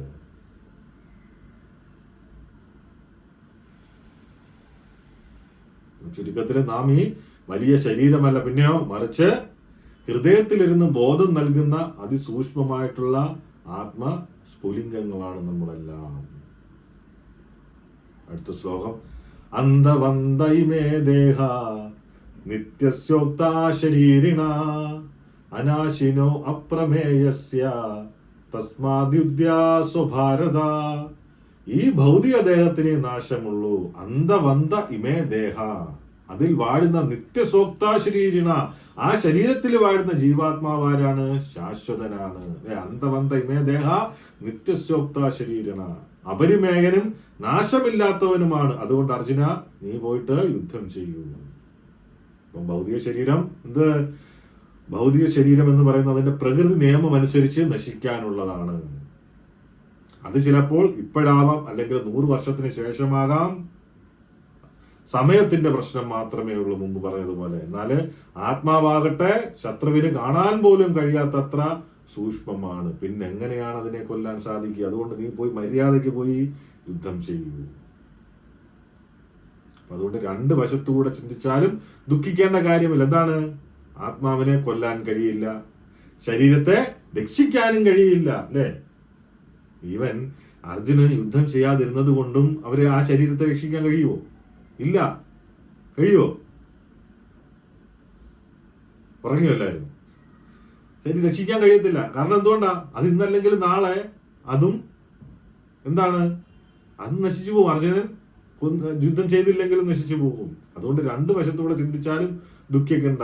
കാരണം ആത്മാവിനെ കൊല്ലാൻ കഴിയില്ല, ശരീരത്തെ രക്ഷിക്കാനും കഴിയില്ല. സൂര്യപ്രകാശം പ്രപഞ്ചത്തെ മുഴുവൻ നിലനിർത്തുന്നത് പോലെ ആത്മാവാകുന്ന പ്രകാശം ഈ ശരീരത്തെ നിലനിർത്തുന്നു. ആത്മാവ് പോകുന്ന നിമിഷം ശരീരം ജീർണിക്കാൻ തുടങ്ങും. മനസ്സിലാക്കുക, എന്ത്? ശരീരമല്ല പ്രധാനം, പിന്നെയോ ആത്മാവാണ്. അതുകൊണ്ട് താൽക്കാലികമായിട്ടുള്ള ശരീരബന്ധങ്ങളെ, ബന്ധുമിത്രാദികളെ ഓർത്ത് ധർമ്മം നമ്മൾ ഉപേക്ഷിക്കരുത്. നമ്മുടെ ധർമ്മം കണ്ടുപിടിക്കണം. ധർമ്മം പറഞ്ഞു തരും, ആ ധർമ്മം അനുഷ്ഠിക്കണം. അച്ഛനമ്മ, ഭാര്യ, ഭർത്താവ്, ബന്ധുമിത്രാദികൾ, ഇവരെ ചിന്തിച്ചുകൊണ്ട് നമ്മുടെ ധർമ്മം ചെയ്യാതെ ഇരിക്കരുത്. കാരണം ഇവരോടൊപ്പമല്ല നമ്മൾ വന്നത്, നമ്മൾ പോകുന്നത് ഇവരോടൊപ്പമല്ല. ഇനി അവരെ കണ്ടുമുട്ടുമെന്ന് യാതൊരുവിധ ഉറപ്പുമില്ല. അതുകൊണ്ടാണ് എന്ത് പറയുന്നത്? ആ ധർമ്മം ഉപേക്ഷിക്കരുതെന്നും യുദ്ധം ചെയ്യണമെന്നും ഭഗവാൻ അർജുനനെ ഓർമ്മിപ്പിക്കുന്നു. ഇതിന്റെ കൂട്ടത്തിൽ ഒരു കഥയും കൂടെ പറയാം. കിങ് സോളമനും അദ്ദേഹത്തിന്റെ ഒരു മോതിരം ഉണ്ടായിരുന്നു, അതിലെ വരിയും. ഒരിക്കല് ഈ കിങ് സോളമൻ രാജാവ് തന്റെ മന്ത്രിയോട് പറയും, എനിക്ക് സന്തോഷം വരുന്ന സമയത്ത് എന്നെ വിനയാന്വിതനാക്കുകയും ദുഃഖം വരുമ്പോഴെനിക്ക് ധൈര്യം നൽകുകയും ചെയ്യുന്ന ഒരു വരി എനിക്ക് എഴുതി വേണമെന്ന് പറയും മോതിരത്തിൽ. അങ്ങനെ മന്ത്രി രാജാവിനൊരു മോതിരം നിർമ്മിച്ചു നൽകും. അതിലിങ്ങനെ എഴുതിയിരുന്നത്, ഇതും കടന്നു പോകും, ഈ സമയവും കടന്നു പോകും, അതിനകത്ത് ഇതും കടന്നു പോകും. ഒരിക്കൽ രാജാവ് ഒരു യുദ്ധമൊക്കെ ചെയ്ത് ജയിച്ചിട്ട് വന്ന സമയത്ത് എന്ത് ചെയ്ത്? ആ മോതിരത്തിന്റെ വരികൾ കാണും. അപ്പൊ അദ്ദേഹം ചിന്തിക്കും, ഇതും കടന്നു പോകും, ഇതും ശാശ്വതമല്ല. ശരീരവും അധികാരവും എന്നെങ്കിലും അവസാനിക്കും. അത് അദ്ദേഹത്തിനെ വിനയാന്യതനാക്കി. പിന്നീട് ഒരിക്കലും യുദ്ധത്തിന് രാജ്യം തോൽവിയുടെ വക്കിലെത്തിയപ്പെടുന്നത് വീണ്ടും അദ്ദേഹം മോതിരത്തിൽ നോക്കി. അപ്പോഴും അദ്ദേഹം ആശ്വസിച്ചു. എന്ത്? ഇതും കടന്നു പോകും, ഈ കഷ്ടപ്പാടും ശാശ്വതമല്ല. അപ്പം മനസ്സിലാക്കേണ്ട എന്താണ്? നമ്മുടെ ശരീരവും നമുക്ക് ചുറ്റുമുള്ള സാഹചര്യങ്ങളും ഈ വരി പോലെയാണ്. അവയെല്ലാം മാറിപ്പോകുന്നവയാണ്. എന്നാൽ ആ വരി വായിക്കുന്ന ആത്മാവ് എന്നും അവിടെ തന്നെയുണ്ട്. അർജുനനോട് കൃഷ്ണൻ പറയുന്നതാണ് എന്ത്? ഭീഷ്മരും ദ്രോണരും ശരീരം എന്ന നിലയിൽ ഇന്നും നാളെയും കടന്നു പോകും. പക്ഷെ ആത്മാവെന്ന നിലയില് അവര് നിത്യരാണ്. അതിനാൽ നിന്റെ കർമ്മ നിർവഹിക്കുന്നതിൽ നീ പിന്തിരിയരുത്. അടുത്ത ശ്ലോകം, 19ാമത്തെ ശ്ലോകം. യേനം വേത്തി ഹന്താരം യച്ചൈനം മന്യദേഹദം ഉഭൗതോ ന വിജയാനീതോ നായം ഹന്തിന ഹന്യതേ. ജീവാത്മാവ് കൊല്ലപ്പെടുന്നുവെന്നോ കൊല്ലപ്പെട്ടുവെന്നോ ആരെയെങ്കിലും കൊല്ലുന്നുവെന്നോ കരുതുന്നവൻ ആരല്ല? ജ്ഞാനിയല്ല. ആത്മാവ് കൊല്ലുകയോ മരിക്കുകയോ ഇല്ല. ജീവാത്മാവ് കൊല്ലപ്പെട്ടുവെന്നോ ആരെങ്കിലും കൊല്ലുന്നുവെന്നോ കരുതുന്നവൻ ജ്ഞാനിയല്ല. ആത്മാവ് കൊല്ലുകയോ മരിക്കുകയില്ല. നമ്മളൊന്നും ഒരിക്കലും എന്താണ്? ജീവാത്മാവ് എന്ന നിലയില് ആരും നമ്മളെ കൊല്ലാനോ പറ്റുകയില്ല, നമുക്കിട്ട് മരിക്കാനും സാധിക്കുകയില്ല. ആത്മാവ് മരിക്കുന്നില്ല എന്നതുകൊണ്ട് ആരെയും കൊല്ലാമെന്നല്ല അർത്ഥം. മാം ഹിസ്യാത് സർവഭൂതാനി, ഒരു ജീവനെയും ഉപദ്രവിക്കരുത് എന്നാണെന്ത് വേദങ്ങൾ കൽപ്പിക്കുന്നത്. ഒരിക്കലും മൃഗങ്ങളെ കൊല്ലുന്നതിനോ അനാവശ്യമായിട്ടുള്ള ഹിംസയോ ഈ തത്വം ഒരിക്കലും ന്യായീകരിക്കുന്നത്. കാരണം നമ്മളെല്ലാവരും ഭഗവാന്റെ അംശങ്ങളാണ്. അതുകൊണ്ട്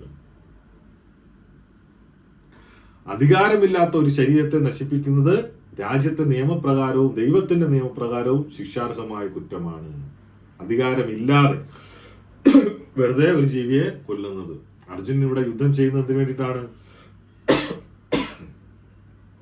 വ്യക്തിപരമായ ഇഷ്ടം കൊണ്ടല്ല. പിന്നെയോ മറിച്ച് ധർമ്മം സ്ഥാപിക്കാൻ വേണ്ടിയിട്ടാണ്, ദൈവത്തിന്റെ ഹിതത്തിനാണ്. അപ്പം അതങ്ങനെയാണ് നമ്മൾ മനസ്സിലാക്കേണ്ടത്. ലാസ്റ്റ് ശ്ലോകം. ന ജായതേ മ്രിയതേ വാ കദാചിന്നായം ഭൂത്വാ ഭവിതാ വാ ന ഭൂയാ അജോ നിത്യോ ശാശ്വതോയം പുരാണോ ന ഹന്യതേ ഹന്യമാനേ ശരീരേ. ന ജായതേ മ്രിയതേ വാ കദാചിന്നായം ഭൂത്വാ ഭവിതാ വാ ന ഭൂയാ അജോ നിത്യ ശാശ്വതോയം പുരാണോ ന ഹന്യതേ ഹന്യമാനേ ശരീരേ. ആത്മാവിന് ഒരിക്കലും എന്താ? ജനന മരണങ്ങളില്ല. ന ജായതേ മ്രിയതേ വാ കദാചിന്നായം, അത് ഉണ്ടായിട്ടില്ല. ഭൂത്വാ ഭവിതാ വാ ന ഭൂയാ, എന്താണ്? ഉണ്ടായിട്ടില്ല, ഉണ്ടാവുകയുമില്ല, ഭാവിയിൽ ഉണ്ടാവുകയുമില്ല. ഉണ്ടായിട്ടില്ല, ഉണ്ടാകുന്നില്ല, ഭാവിയിൽ ഉണ്ടാവുകയുമില്ല. അജോ നിത്യോ, അജോ നിത്യോ, അജനും നിത്യനും, പിന്നെ ശാശ്വതോയം പുരാണോ, ശാശ്വതനും പുരാണോ പ്രാചീനനുമാണ്. ന ഹന്യതേ ഹന്യമാനേ ശരീരേ, ശരീരം നശിക്കുമ്പോൾ എന്ത്? അതിന് മരണമില്ല.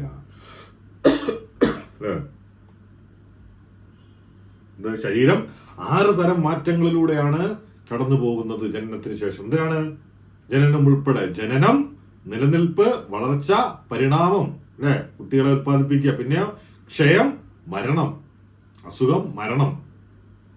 എന്നാൽ ആത്മാവ് കൂടസ്ഥനാണ്, അതിന് ഒരിക്കലും മാറ്റമില്ല. ശരീരം ജനിക്കുന്നു, വളരുന്നു, അല്ലെ? പ്രത്യുൽപാദനം നടത്തുന്നു, അസുഖം വരുന്നു, മരിക്കുന്നു. ഇങ്ങനെയൊക്കെ ശരീരം കടന്നു പോകും. പക്ഷേ ആത്മാവിനെന്ത്? ആത്മാവിന് ഈ ഒരു മാറ്റങ്ങളും സംഭവിക്കുന്നില്ല. ശരീരം ജനിക്കുമ്പോഴോ മരിക്കുമ്പോഴോ ആത്മാവ് ജനിക്കുകയോ മരിക്കുകയോ ചെയ്യുന്നില്ല. അതിനെന്തില്ല? ഭൂതകാലമോ ഭാവി കാലമോ ഇല്ല. അതെപ്പോഴും എന്താണ്? വർത്തമാനകാലത്തിലാണ്. ശരീരം വയസ്സായി തോന്നുമ്പോഴും എന്ത്? ഉള്ളിലുള്ള ഞാൻ എന്ന ബോധത്തിന് മാറ്റമില്ല. അതുകൊണ്ടാണ് ഒരു വൃദ്ധനും തന്റെ മനസ്സിൽ താൻ ഇപ്പോഴും ഒരു പയ്യൻ തന്നെയാണ് എന്ന് തോന്നാൻ കാരണം, അല്ലെ? എത്ര കളവനായി കഴിഞ്ഞാലും കടന്നു കഴിഞ്ഞാല് ആ മനസ്സിൽ എന്തായിരിക്കും? താൻ ഇപ്പോഴും ഒരു യൗവനത്തിലാണ്, തനിക്ക് എല്ലാ മോഹങ്ങളും ഒക്കെ ഉണ്ടാവും. എന്തുകൊണ്ടാണ്? ആത്മാവ് നിത്യനാണ്, ശാശ്വതനാണ്.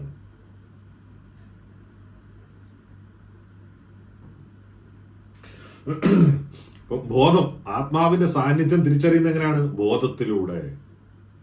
അപ്പം ഈ മേഘം ഉള്ള സമയത്ത് സൂര്യനെ ചില സമയങ്ങളിൽ കാണാൻ കഴിയില്ല. അപ്പം അതിനെ കാണാൻ കഴിഞ്ഞില്ലെങ്കിലും വെളിച്ചമുള്ളത് കൊണ്ട് എന്ത് മനസ്സിലാക്കുന്ന? പകലാണെന്ന് നമ്മൾ മനസ്സിലാക്കും. അതുപോലെയാണ് എന്ത്? ബോധമുള്ളത് കൊണ്ട് ശരീരത്തില് ആത്മാവുണ്ടെന്ന് നാം അറിയുന്നു. നേരത്തെ പറഞ്ഞു അണുവും വിഭുവും, രണ്ടു തരം ആത്മാക്കള്. അതില് അണു ആത്മാക്കളുമുണ്ട്, ചെറിയതും. പിന്നെ ഭഗവാനാര്? വിഭു ആത്മാവാണ്, എല്ലാം അറിയുന്നവൻ. നമ്മുടെ സ്വരൂപം മറന്നു പോകുമ്പോഴെന്ത്? ഭഗവാൻ നമ്മളെ ഇതെല്ലാം ഓർമ്മിപ്പിച്ചു തരുന്നു.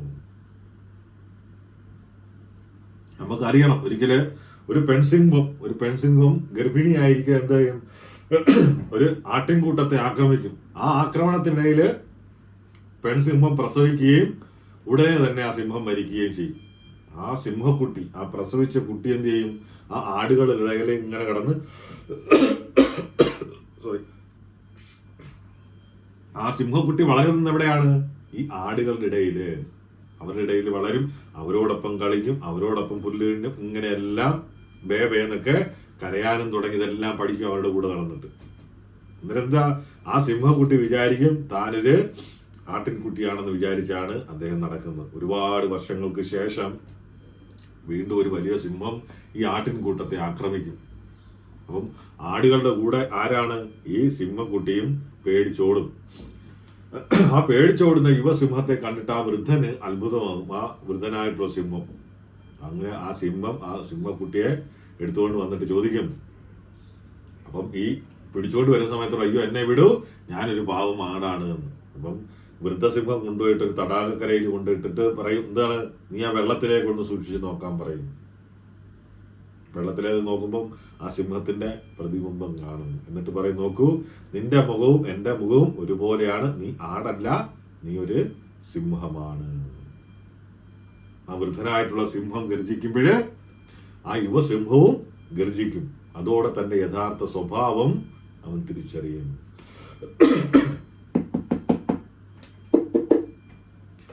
ഇവിടെ ആ യുവസിംഹം എന്ന് പറയുന്ന ആരാണ്?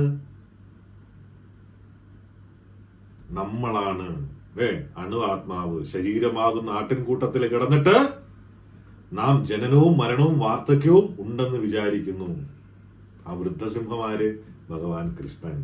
ആ കണ്ണാടിയുടെ പ്രതിബിംബം എന്ത്? ഭഗവത്ഗീതയുടെ ജ്ഞാനം.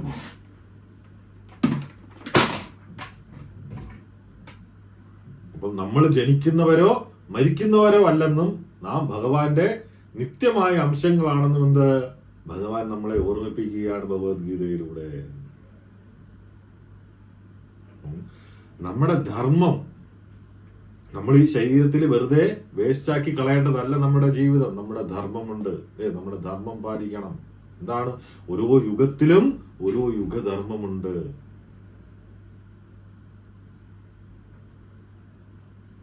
സത്യയുഗത്തില്, ദ്വാപരയുഗത്തില് ഒക്കെ ഓരോ യുഗധർമ്മങ്ങളുണ്ട്. സത്യയുഗം, ത്രേതായുഗം, ദ്വാപരയുഗം, കലിയുഗം, ഈ 4 യുഗങ്ങളിലും ഓരോ ധർമ്മമുണ്ട്. അവിടെ ജനിക്കുന്ന ഓരോ മനുഷ്യരും പാലിക്കേണ്ടതായിട്ടുള്ള ധർമ്മം.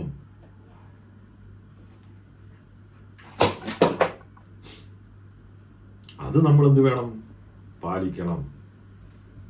അത് പാലിക്കാൻ വേണ്ടിയിട്ട് എല്ലാവരും ബാധ്യത. അതിനു വേണ്ടിയിട്ടാണ് നമുക്ക് എന്ത് ഈ ശരീരം ലഭിച്ചിരിക്കുന്നത്. നമ്മൾ മനസ്സിലാക്കുക, എന്ത്? നമ്മൾ ജനിക്കുന്നവരോ മരിക്കുന്നവരോ അല്ലെന്നും നാം ഭഗവാന്റെ നിത്യരായ അംശങ്ങളാണെന്നും ഭഗവാനോട് അർജുനനെ ഓർമ്മിപ്പിക്കുകയാണ്. ധർമ്മത്തെക്കുറിച്ച്, ഓരോ യുഗത്തിലെ ധർമ്മത്തെക്കുറിച്ച് അടുത്ത ക്ലാസ്സിൽ നമുക്ക് ചർച്ച ചെയ്യാം. ഈ യുഗത്തിലെ യുഗധർമ്മം എന്താണ് എന്ന്. ആ യുഗധർമ്മമാണ് നമ്മൾ മുൻഗണന കൊടുക്കേണ്ടത്. നമ്മൾ ആരും അതിനു വേണ്ടിയിട്ട് ശ്രമിക്കുന്നില്ല. ആ ധർമ്മം പാലിച്ചാൽ മാത്രമേ എന്തുണ്ടാവൂ? മോക്ഷപ്രാപ്തി ഉണ്ടാവൂ. ആ മോക്ഷപ്രാപ്തിക്ക് വേണ്ടിയിട്ടാണ് എന്ത് ഈ ഭഗവത്ഗീത, ഭാഗവതം പോലെയുള്ള എല്ലാ ഗ്രന്ഥങ്ങളും നമുക്ക് തന്നിരിക്കുന്നത്. അതനുസരിച്ച് ജീവിച്ചെങ്കിൽ മാത്രമേ നമുക്ക് മോക്ഷപ്രാപ്തി ഉണ്ടാവുകയുള്ളൂ. ആ മോക്ഷത്തിന് വേണ്ടിയിട്ടാണ് ഈ ഒരു മനുഷ്യ ശരീരം, മനുഷ്യ ജന്മം നമുക്ക് നൽകിയിരിക്കുന്നത്. വെറുതെ രാവിലെ എണ്ണീറ്റ് എന്താണ് പല്ലും തേച്ച് കുളിച്ചൊരുങ്ങി ആഹാരം കഴിച്ച് എവിടെയെങ്കിലും പോയി തിരിച്ചു വന്ന് കിടന്നുറങ്ങി ജീവിതം കാലഘട്ടം കഴിക്കുകയല്ല ഉദ്ദേശം. മോക്ഷം. അതുകൊണ്ടാണ് ഭാഗവതത്തിലെ ഭഗവാൻ പറയുന്നത്, 2 കാലുള്ളതിനെ, 3 കാലുള്ളതിനെ, കാലുള്ളതിനെ, കാലില്ലാത്തതിനെ, 5 കാലുള്ളതിനെ എല്ലാത്തിനെയും ഞാൻ സൃഷ്ടിച്ചു. പക്ഷേ മനുഷ്യ ജന്മത്തെ ഞാൻ ഏറ്റവും കൂടുതൽ ഇഷ്ടപ്പെടുന്നു. പുരുഷാർത്ഥം നേടാൻ, മോക്ഷം നേടാൻ എന്ത് മനുഷ്യ ശരീരം ലഭിച്ചവർക്ക് മാത്രമേ സാധിക്കുകയുള്ളൂ. ഇത് വെറുതെ മനുഷ്യനായിട്ട് ജനിച്ചതുകൊണ്ട് കിട്ടുമോ? ഇല്ല. മനുഷ്യനായിട്ട് എന്തിനാ ജന്മം കിട്ടി? ആ ധർമ്മം എന്താണ്? ആ ധർമ്മം പാലിച്ചെങ്കിൽ മാത്രമേ എന്ത് നടക്കൂ? ആ മോക്ഷത്തിലേക്ക് കടക്കാൻ പറ്റൂ. പലരോടും നാമം ജപിക്കാൻ വിളിച്ചാലോ, അമ്പലത്തിൽ പോകാൻ വിളിച്ചാലോ, ഭക്തി ചെയ്യാൻ വിളിച്ചാലോ, സത്സംഗത്തിൽ വിളിച്ചാലോ ആൾക്കാർ എന്ത് പറയും? ഒരു 60 വയസ്സ് കഴിയട്ടെ, അല്ലേ? എന്റെ സമയമായിട്ടില്ല. എന്റെ സമയം എന്ന് പറയുന്നത് കല്യാണം കഴിക്കുക, കുട്ടികൾ ഉണ്ടാകുക, ആ കുട്ടികൾക്ക് കുട്ടികൾ ഉണ്ടാവുക, ആ കുട്ടികളുടെ കുട്ടികളെ വളർത്തുക. ഇതൊക്കെയാണ് എന്റെ ധർമ്മം. ഭക്തി എന്ന് പറയുന്നത് ചാവാറാവുന്ന സമയത്ത് ചെയ്യാം. പക്ഷെ ഒരു കാര്യം മനസ്സിലാക്കുക, ഈ നമ്മൾ നോക്കിയവരും നോക്കിക്കൊണ്ടിരുന്നവരും ഒന്നും നമ്മുടെ കൂടെ വരില്ല വരുന്നത്. 60 വയസ്സ് കഴിഞ്ഞ് നാമം ജപിക്കാൻ ഇരുന്ന് കഴിഞ്ഞാൽ പല്ലുണ്ടാവണമെന്നില്ല. ജനിക്കുമ്പം മുതൽ തുടങ്ങേണ്ട കാര്യമാണെന്ത്? ഭക്തി എന്ന് പറയുന്നത്. നമ്മൾ ആദ്യം നമ്മളോടൊരു ആത്മാർത്ഥത ഉണ്ടാവുക, എന്നിട്ട് വേണം മറ്റുള്ളവരോട്. കാരണം നമ്മൾ ഒരുമിച്ചല്ല എല്ലാവരും കൂടെ ജനിച്ചു വന്നത്, പോകുന്നത് ഒരുമിച്ചല്ല.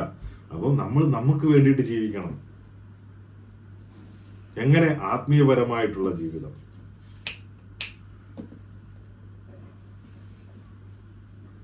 ആത്മീയ പുരോഗതിക്ക് വേണമെന്ത്? മുൻഗണന കൊടുക്കാൻ. അതാണ് ഇവിടെ എന്ത് അർജുനനെ ഭഗവാൻ പറയുന്നത്. നമുക്ക് വേണ്ടിയിട്ട് അർജുനനെ മുൻനിർത്തി ഭഗവാൻ പറഞ്ഞു കൊടുക്കുന്ന ഓരോ കാര്യങ്ങളും അതിനു വേണ്ടിയിട്ടാണ്. കാരണം ഈ ശരീരമാണെന്നുള്ള ചിന്തയോടുകൂടി ജീവിക്കരുത്. ഈ ജീവിതം എന്നും ഉണ്ടാകുമെന്ന് കരുതി ജീവിക്കരുത്. ഒരിക്കലും നമ്മൾ ഇവിടം വിട്ട് പോകേണ്ടവരാണ്. അതിനു മുമ്പ് നമ്മുടെ ധർമ്മം പാലിക്കണം. സുഖത്തിലും ദുഃഖത്തിലും മതി മറക്കരുത്. ഹൃദയം എപ്പോഴും ശുദ്ധീകരിച്ച് വെക്കണം. എന്തുകൊണ്ടാണ്? ആ ഹൃദയത്തിനുള്ളിലാണ് ഭഗവാനും ഉള്ളത്, നമ്മളും ഉള്ളത്. ഹൃദയ ശുദ്ധി ഇല്ല എങ്കിൽ ഭഗവാൻ തിരിഞ്ഞു നോക്കുകയില്ല. നമുക്ക് അടുത്ത ക്ലാസ്സിൽ കൂടുതലായിട്ട് ചർച്ച ചെയ്യാം. ഹരേ കൃഷ്ണ.